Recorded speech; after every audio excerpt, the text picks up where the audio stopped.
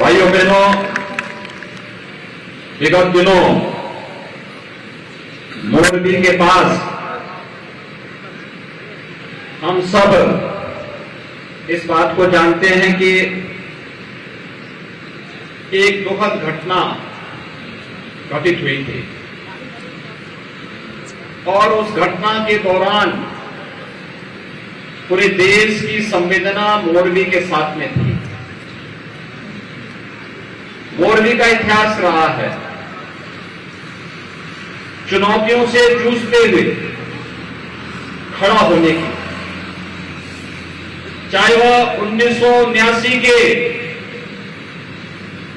Bridge के टूटने की घटना हो या साइक्लोन से उभर करके फिर से जीवंतता के साथ आगे बढ़ने का,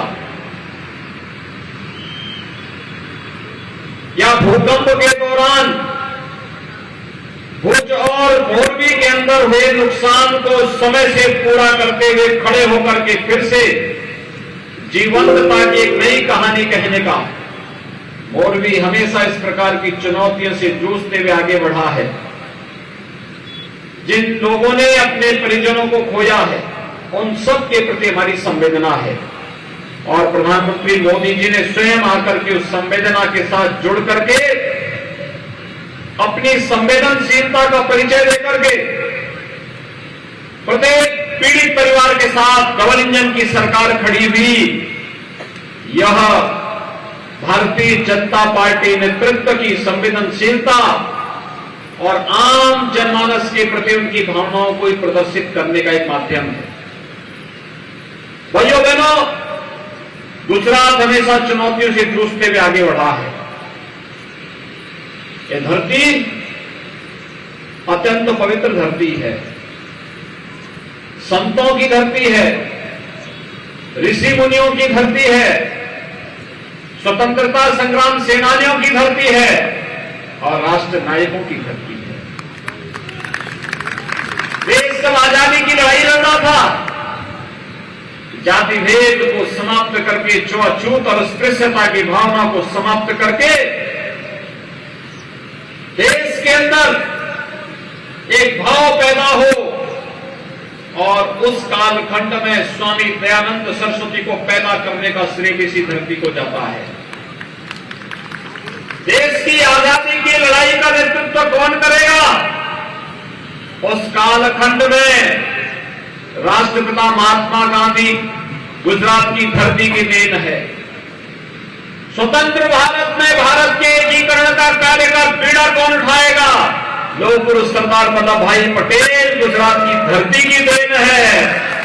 और जब कांग्रेस के भ्रष्टाचार और अनाचार के कारण भारत की राजनीति अविश्वास और अराजकता के दौर से गुजर रही थी, तब भारत को नेतृत्व देने के लिए इसी गुजरात की माटी के सपूत श्री नरेंद्र भाई मोदी जी को गुजरात ने देश का नेतृत्व संभालने के लिए भेजा और आज नरेंद्र भाई मोदी जी के नेतृत्व में भारत दुनिया की एक आर्थिक महाशक्ति बनकर के उभर रहा है। ये देश आजादी का अमृत महोत्सव मना रहा है। आजादी के अमृत महोत्सव वर्ष में भाइयों बहनों, जो पूरा देश अपनी आजादी के 75 वर्ष का इस उत्सव के साथ शामिल है, हर घर तिरंगा पहना करके इस उत्सव के साथ हर भारतवासी को जोड़ने का काम प्रधानमंत्री मोदी जी ने किया है। जिस ब्रिटेन ने 200 वर्षों तक भारत पे शासन किया, उस ब्रिटेन को पछाड़ करके भारत दुनिया की 5वीं अर्थव्यवस्था बनता है।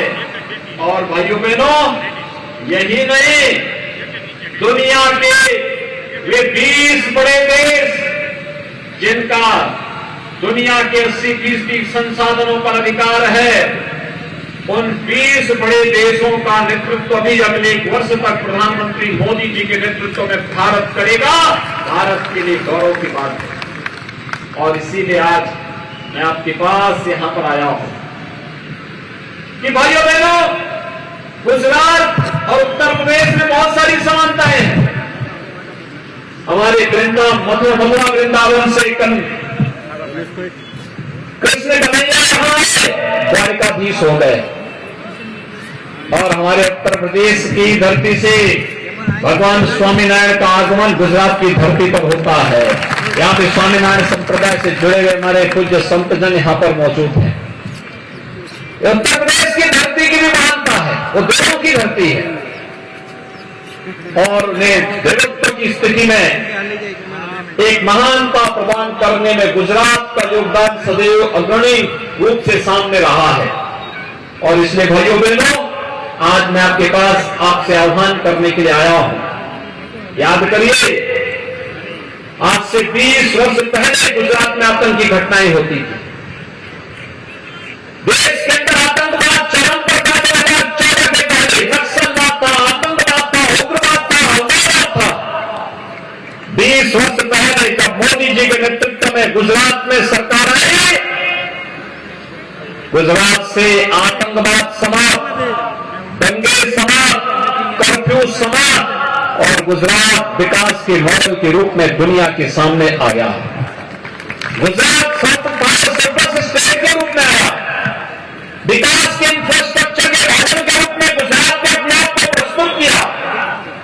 गुजरात नए नए मॉडल देकर के आज दुनिया के सामने है। एक और गुजरात के विकास की प्रगति और दूसरी तरफ जब नरेंद्र मोदी जी देश का नेतृत्व करने के लिए दिल्ली गए तो भारत को भी वही नई ऊंचाइयां वैश्विक मंच पर प्रदान करने का कार्य आज वे कर रहे हैं। एक तरफ भारत सुरक्षित भारत, आतंकवाद मुक्त भारत, अलगाववाद और अराजकता से मुक्त भारत है, तो दूसरी तरफ भारत की आस्था का भी सम्मान होना चाहिए। 500 वर्षों के लंबे इंतजार के बाद अयोध्या में रामलला के भव्य मंदिर के निर्माण का कार्य युद्ध स्तर पर चल रहा है। काशी में काशी विश्वनाथ धाम भव्य रूप में सामने आया है। और भाइयों बहनों, उज्जैन में महाकाल का महानगर केदारपुरी उत्तराखंड में भव्य रूप से संवर रही है।